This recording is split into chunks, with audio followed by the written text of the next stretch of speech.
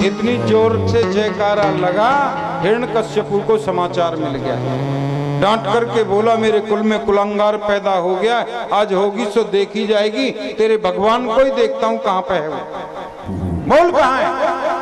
प्रहलाद जी बोले वो तो सब जगह निवास करता है, वो तो कण कण में रहता है, सब जगह रहता है। ये कह रहे हैं पकड़ लो।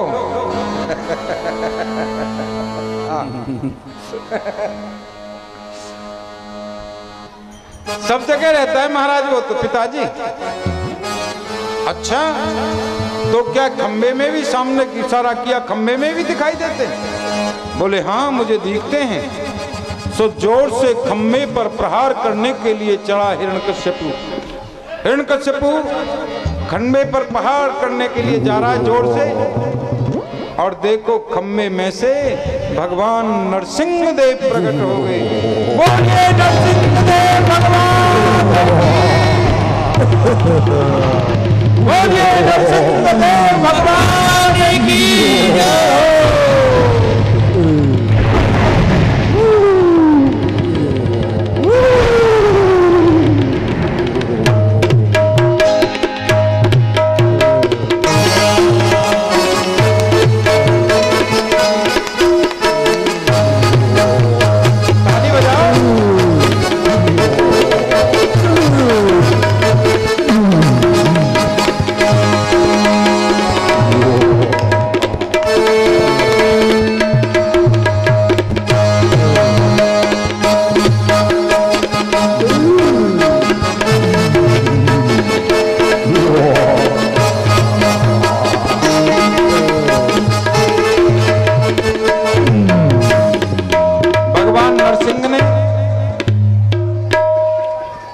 हिरण्यकश्यपु को अपनी जंघा पर डाल लिया और देहली में लेकर के बैठ गए।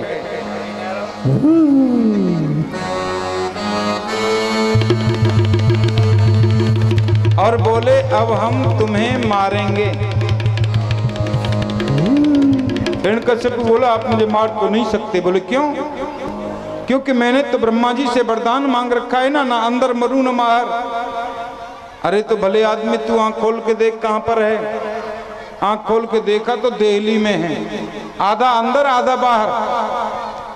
बोले फिर भी आप मुझे मार नहीं सकते। बोले क्यों? क्योंकि मैंने तो वरदान मांगा है किसी अस्त्र से मरू ना शस्त्र से। भगवान बोले देखो मेरे हाथ में कोई अस्त्र शस्त्र नहीं है, लंबे लंबे नाखूनों से तुम्हारा पेट चीर दूंगा और तुम्हें मार डालूंगा। सुनो एकदम 5 मिनट शांति का दान दो, कथा में बिगड़ नहीं करना चाहिए। एकदम शांति से 5 मिनट और बैठो। हल्ला मचाने की चीज थोड़ी है कथा में, एकदम शांति से सुननी चाहिए कथा। हिरण्यकश्यपु बोला मैंने तो वरदान मांगा है, साल में 12 महीने होते हैं, कोई से महीने में ना मरूं। भगवान बोले तीसरा जो लौंद का महीना है ना, 13वां अधिक मास जिसको बोलते हैं, वो मैंने तेरे लिए बनाया है भले आदमी, अब तो मैं तुझको मार ही डालता हूं। हिरण्यकश्यपु बोला फिर भी आप नहीं मार सकते। बोले अब क्यों नहीं मार सकता? क्योंकि मैंने तो भगवान से ये वरदान भी मांग रखा है कि मैं ना तो मनुष्य से मरूं ना जानवर से। भगवान बोले तो अब तू ही देख ले, हम तुझे मनुष्य दिखाई दे रहे हैं कि जानवर? हिरण्यकश्यपु बोला आप तो दोनों ही हो, जानवर भी हो मनुष्य भी हो, मनुष्य भी नहीं हो जानवर भी नहीं हो, समझ में नहीं आता क्या करूं, फिर भी आप मुझे नहीं मार सकते। भगवान बोले क्यों नहीं मार सकता आप बता। हिरण्यकश्यपु बोले मैंने तो वरदान मांग रखा है ब्रह्मा जी से कि ब्रह्मा की बनाई हुई सृष्टि में किसी से न मरूं। भगवान बोले ओ भले आदमी, ब्रह्मा हमको बनाएगा या हम ब्रह्मा को बनाते हैं? बोले आप ब्रह्मा बनाते हैं आप? हाँ भाई मैं ब्रह्मा को बनाता हूं। आप कौन है? बोले मैं नारायण। जैसे ही नारायण का नाम सुना उछल के जाने लगा। मेरे नरसिंह देव ने फिर 2 पेट चीर करके 2 फाड़ कर दी और हिरण्यकश्यपु का उद्धार कर दिया। बोलिए नरसिंह देव भगवान की जय। हिरण्यकश्यपु को मार दिया, लेकिन भगवान का क्रोध शांत नहीं होता। भगवान का क्रोध जल्दी शांत न हो तो प्रलय आ सकता है। देवता लोग दौड़े दौड़े लक्ष्मी जी के पास में गए, कहते हैं लक्ष्मी जी श्रृंगार करके सामने आ जाएं तो क्रोध शांत हो जाता है।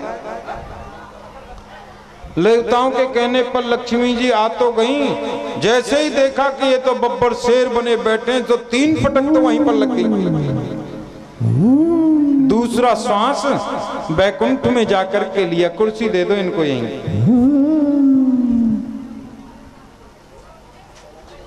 प्रहलाद जी को नारद जी ने कहा, बेटा तुम्हारे कारण ही तो भगवान को क्रोध आया है, इसलिए तुम ही इनका क्रोध शांत कर सकते हो। प्रहलाद हाथ जोड़ करके सामने खड़े हो गए, चरणों में प्रणाम किया, भगवान ने गोद में बिठा लिया। बोलिए भक्त वत्सल भगवान की, बोलिए प्रहलाद जी महाराज की जय। अब देखो मुश्किल से भगवान की गोद मिलती है। रात भर प्रहलाद जी को गोद में बैठे रहने दो, बाकी की कथा तो हम कल करेंगे, ठीक है। आज तक की जो कथा थी, बबूती लगाने की, घर छोड़ के वन में जाने की, वो सब वैराग्य की कथा थी।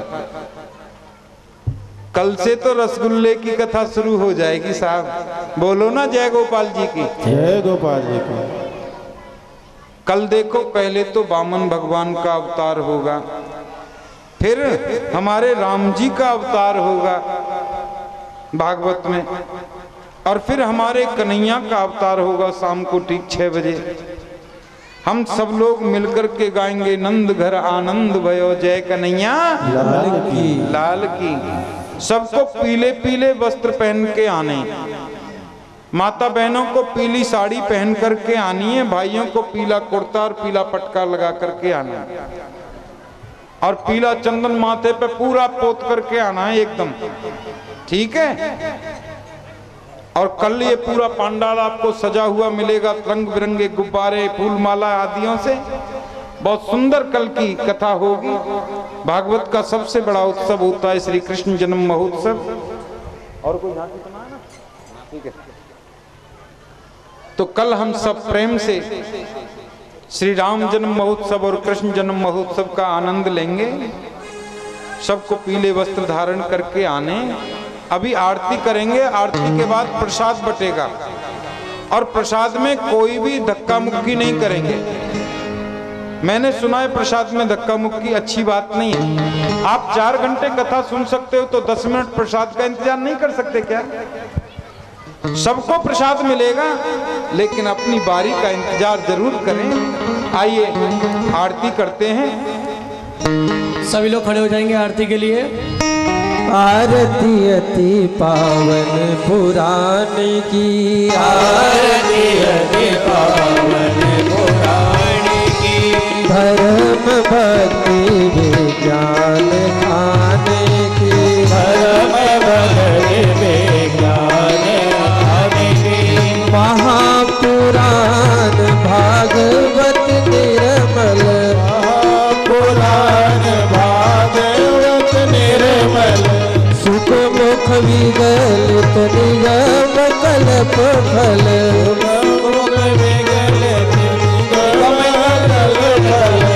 परमानंद सुधारस में कल, परमानंद सुधारस में कल, लीलारती रस से निधाने की, आरती अति पावन पुराण की, कलिमल मथन कृताप निवारणी,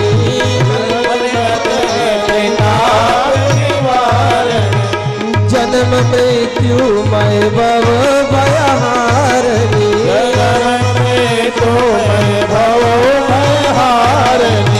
सेवक सतत सकल सुखकारिणी, तुम हो श्री हरि चरित गाने,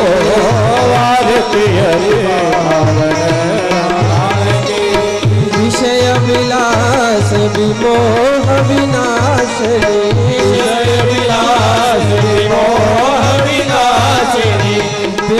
विराग विवेक विकासनी विमल विराग विवेक विकासनी भगवत तत्पर है स प्रकाशनी भगवत तत्पर है स प्रकाशनी परम ज्योति परमात्म ज्ञान की आरती परमात्म ज्ञान की आरती अति पावन पुराने की आरती अति पावन पुराण की परमहंस मुनि मनि उल्लासनी परमहंस मुनि बने उल्लासनी रसिक हृदय रस रास विलासनी रस रस रास विलासनी मुक्ति मुक्ति रति प्रेम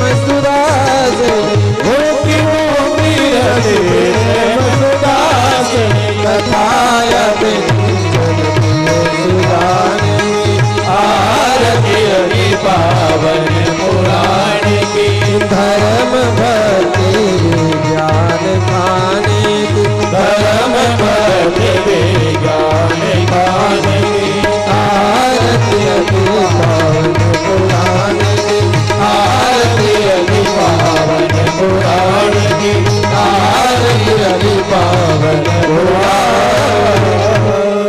जलेन चित्रकरणं जौः शान्तिरन्तरिक्षकुं शान्तिः पृथिवी शान्तिरापः शान्तिरोगदयः शान्तिः हरिः ॐ महालक्ष्मी च विद्महे विष्णुपत्न्यै च धीमहि तन्नो लक्ष्मी प्रचोदयात्। हरि